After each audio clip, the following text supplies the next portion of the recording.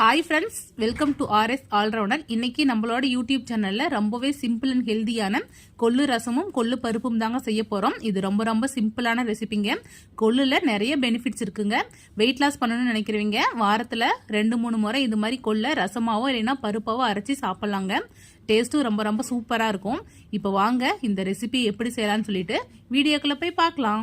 இந்த ரெசிபி பண்றதுக்கு நான் இன்னைக்கு ஒரு 200 கிராம் கொள்ளு எடுத்து நைட்டே ஊற வச்சுட்டேங்க. இப்போ இதை வேக வச்சு எடுத்துக்கலாம். இப்போ இது கூடவே தேவையான அளவு தண்ணி ஆட் பண்ணிக்கலாங்க. நான் தேவையான அளவு தண்ணி ஆட் பண்ணிக்கிட்டேன். இப்போ இது கூடவே கொஞ்சமாக உப்பு ஆட் பண்ணிக்கலாம். இது கூடவே கொஞ்சமாக ஆயில் ஆட் பண்ணிக்கலாம். இப்போ கொள்ளு நல்லா வேக வச்சு எடுத்துக்கலாம். நான் இன்னைக்கு குக்கரில் தாங்க வேக வச்சு எடுத்துக்க போகிறேன். ஒரு 10 விசில் விட்டால் கரெக்டாக இருக்கும். இப்போ வேக வச்சு எடுத்துக்கலாம். கொள்ளு ரசத்துக்கு கொள்ளு பருப்பு ஒரு பக்கம் வெந்துட்டுருக்கு. நம்ம இன்னொரு சைடு அதுக்கு மசாலா ரெடி பண்ணிடலாம். ஒரு பேனில் ஒரு 5 மீடியம் சைஸ் தக்காளி எடுத்துருக்கிறேன். கொஞ்சமாக சின்ன வெங்காயமும் ஒரு 10 பல்லு பூண்டு எடுத்திருக்கேன். இது கூடவே கொஞ்சமாக ஆயில் ஆட் பண்ணியிருக்கிறேன். இப்போ இது கூடவே ஒரு 3 வரமிளகாய் ஆட் பண்ணிக்கிறேன். மிளகாய் உங்களோட காரத்துக்கு ஏற்ப எடுத்துக்கோங்க. இது கூடவே 1 டீஸ்பூன் மிளகு ஜீரகம் ஆட் பண்ணிக்கிறேன். ஒரு நெல்லிக்காய் சைஸ் புளி ஆட் பண்ணிக்கிறேன். நாங்கள் ரசம் கொஞ்சம் அதிகமாக தான் வைப்போம். ஸோ புளி கொஞ்சம் இந்த அளவுக்கு ஆட் பண்ணிக்கிறேன். ஒரு கொத்து கருவேப்பிலை ஆட் பண்ணிக்கிறேன். இது எல்லாத்தையும் நல்லா வதக்கி எடுத்துக்கலாம்.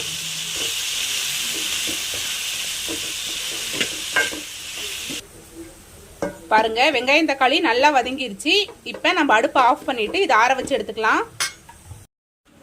பாருங்க, வெங்காயம் தக்காளி நல்லா ஆறிடுச்சு. இது கூடவே ஒரு 2 பீஸ் தேங்காயும் கொஞ்சமாக கொத்தமல்லி இலையும் ஆட் பண்ணி நல்லா அரைச்சி எடுத்துக்கலாம்.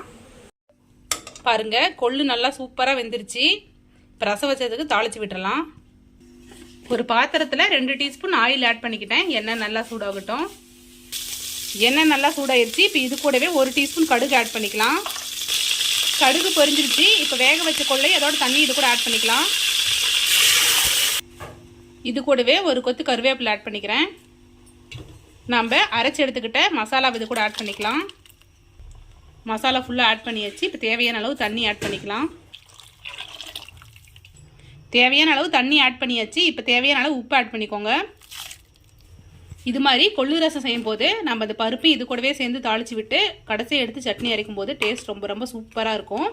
இப்போ இது கூடவே 1 டீஸ்பூன் மல்லித்தூள் ஆட் பண்ணிக்கிறேன். இது கூடவே கொஞ்சமாக மஞ்சத்தூள் ஆட் பண்ணிக்கலாம். இது கூடவே 1 டீஸ்பூன் சாம்பார் தூள் ஆட் பண்ணிக்கிறேன். நம்ம ஆல்ரெடி மசாலா அரைக்கும் போதே மிளகாய் வச்சு தான் அரைச்சிருக்கிறோம்.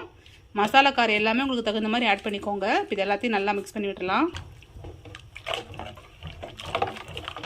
செக் பண்ணி பார்த்துட்டு உப்பு காரம் எல்லாமே உங்களுக்கு தகுந்த மாதிரி ஆட் பண்ணிக்கோங்க. புளிப்பு சுவை எந்த அளவுக்கு இருக்குதோ அதுக்கு தகுந்த மாதிரி தண்ணி ஆட் பண்ணிக்கோங்க. இது கூடவே கொஞ்சமாக பெருங்காயத்தூள் ஆட் பண்ணிக்கலாம். தேவையான எல்லாமே ஆட் பண்ணியாச்சு. இப்போ ரசம் நல்லா 2-3 கொதி வரட்டும். ரசம் நல்லா 2-3 கொதி வந்துருச்சுங்க. அவ்வளோதான், நம்மளோட கொள்ளு ரசம் சூப்பராக ரெடி ஆயிடுச்சு. நீங்களும் இதே மாதிரியே ட்ரை பண்ணி பாருங்கள். டேஸ்ட் ரொம்ப ரொம்ப சூப்பராக இருக்கும். இது மாதிரி ரசம் வச்சுட்டு அதுக்கப்புறம் நம்ம கொள்ளை தனியாக எடுத்து கொள்ளு பருப்பு அரைக்கும் போது டேஸ்ட் ரொம்ப ரொம்ப சூப்பராக இருக்குங்க. இப்போ நம்ம கொள்ளு பருப்புக்கு தக்காளி வெங்காயத்தை தனியாக வதக்கி எடுத்துக்கலாம். ஒரு பேனில் 1 டீஸ்பூன் ஆயில் ஆட் பண்ணிக்கிட்டேன். இது கூடவே 2 மீடியம் சைஸ் தக்காளி, ஒரு மீடியம் சைஸ் வெங்காயம் ஆட் பண்ணியிருக்கிறேன். கொஞ்சமாக கருவேப்பிலை ஆட் பண்ணியிருக்கிறேன். இது கூடவே ஒரு கொத்து கொத்தமல்லி தழை ஆட் பண்ணிக்கலாம். இது கூடவே 2 பச்சை மிளகாய் ஆட் பண்ணிக்கிறேன். பச்சை மிளகாய் ஆட் பண்ணும்போது ஃப்ளேவர் நல்லாயிருக்கும். இது எல்லாத்தையும் நம்ம நல்லா வணக்கி எடுத்துக்கலாம். பாருங்கள், கொள்ளு பருப்பு ஆட்டுறதுக்கு தக்காளி வெங்காயத்தை இந்த அளவுக்கு நல்லா வதக்கி எடுத்துக்கோங்க. இப்போ அடுப்பு ஆஃப் பண்ணிவிட்டு இதை நல்லா ஆற வச்சு அரைச்சி எடுத்துக்கலாம். கொள்ளு பருப்பு அரைக்கிறதுக்கு நான் அந்த கொள்ளை மட்டும் தனியாக வடிகட்டி எடுத்துக்கிட்டேங்க. இப்போ இது கூடவே நம்ம வதக்கி எடுத்துக்கிட்ட தக்காளி வெங்காயத்தை ஆட் பண்ணி நம்ம நல்லா அரைச்சி எடுத்துக்கலாம். இதில் அரைக்கும் போது தண்ணி எதுவுமே ஆட் பண்ணிக்க கூடாதுங்க. இன்கேஸ் உங்களுக்கு ரொம்ப ட்ரை ஆகிற மாதிரி ஃபீல் ஆச்சுன்னா நீங்கள் அந்த கொள்ளு ரசத்தை கொஞ்சம் ஆட் பண்ணி அரைச்சி எடுத்துக்கோங்க. பாருங்க, நான் கொள்ளு பருப்பை அரைச்சி எடுத்துக்கிட்டேன். அரைக்கும் போது கொஞ்சமாக கொள்ளு ரசம் ஆட் பண்ணி தான் அரைச்சி எடுத்துக்கிட்டேங்க. இது மாதிரி நம்ம அரைக்கும் போது தான் டேஸ்ட் ரொம்ப ரொம்ப சூப்பராக இருக்கும். நான் தாளிப்பு எதுவுமே ஆட் பண்ணிக்கல. உங்களுக்கு தாளிப்பு தேவைப்பட்டால் கொஞ்சமாக ஆட் பண்ணிக்கோங்க. இந்த கொள்ளு பருப்பு கூடவே நம்ம கொஞ்சமாக கீ ஆட் பண்ணி சாப்பாடு சுட சுட இருக்கும்போது சர்வ் பண்ணி சாப்பிட்டா டேஸ்ட் ரொம்ப ரொம்ப சூப்பராக இருக்குங்க. ஸோ இந்த ரெசிபி நீங்களும் கண்டிப்பாக ட்ரை பண்ணி பார்த்துட்டு எப்படி இருக்குன்னு சொல்லிட்டு மறக்காம கமெண்ட்ல சொல்லுங்க. இது மாதிரி simple recipes and lunch box recipes videos நம்மளோட சேனலில் ரெகுலராக அப்லோட் பண்ணுவோம். இது மாதிரி வீடியோஸ் வேணும்னா நம்மளோட ஆர்எஸ் ஆல்ரவுண்டர் சேனல் மறக்காம சப்ஸ்கிரைப் பண்ணிக்கோங்க.